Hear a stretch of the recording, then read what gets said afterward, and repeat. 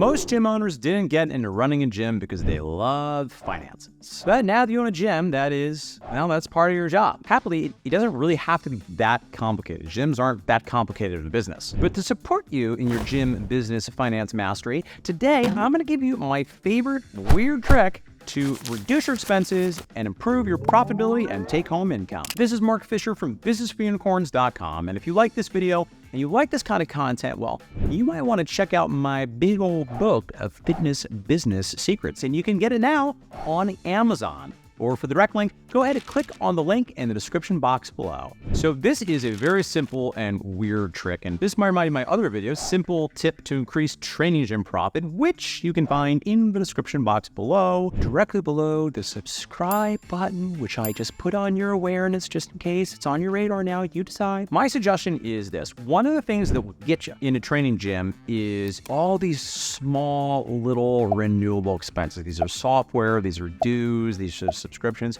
and in some cases, honestly, big monthly expenses you're having on the regular. Now, that's not to say that you don't need to be cognizant of one-off expenses, because frankly, those can get you too. But really, the ones that become any sort of monthly recurring expense are a bigger deal than you feel. So here's my suggestion to properly weight this. If you're considering adding a monthly expense, before you do so, don't think about the fact that it's, let's say, $30 a month. Times it by 12 and times it by 36. So instead of $30 per month, that's actually going to be $360 this year. Or instead of $360 this year, it's going to be over $1,000 over 3 years, because if you like it, you're going to keep doing it.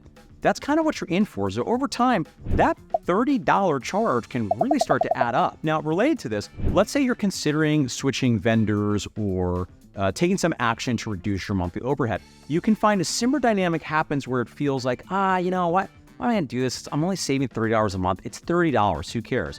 But you're not really saving $30 a month. You're saving $360 per month, or over $1,000 over the next 3 years. And $30 might be conservative, because that might be more in line with potentially adding maybe some sort of simple software program. But if it's a more robust software program, or you're talking about the difference between, let's say, a vendor that is charging $1,000 a month versus $1,500 a month, okay, well, $500 might start to feel a little bit more real, but that's $6,000 over a year, or $18,000 over 3 years. And remember, that's money you're not spending anymore. That's technically bottom line profit that you're not going to have. Now, of course, let me state the very obvious thing here, which is that ultimately, you do get what you pay for sometimes, right? So sometimes, I'm certainly not suggesting you should always go with the cheapest vendor, or you should always go with the cheapest software platform. I'm just saying that as you consider this, if you think about the monthly number, in most cases, you're not weighting it properly, right? So to do that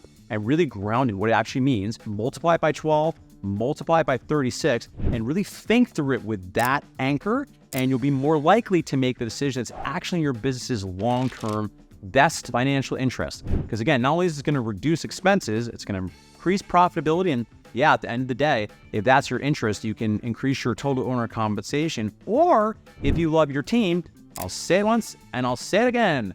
My personal thesis is I'm in the service business, as are you. I'm selling humans, soul forces. I would always rather cut money on non-people expenses and even vendors, although I know that oftentimes they are human, so I can pump that money back into my team and make sure they're well taken care of. All right, friends, promised you, that was a real fast one today. That is a simple trick for you, and if you like these simple tricks, if you like even complicated tricks, and you want personal coaching from yours truly and the team of Business for Unicorns coaches, head over to businessforunicorns.com.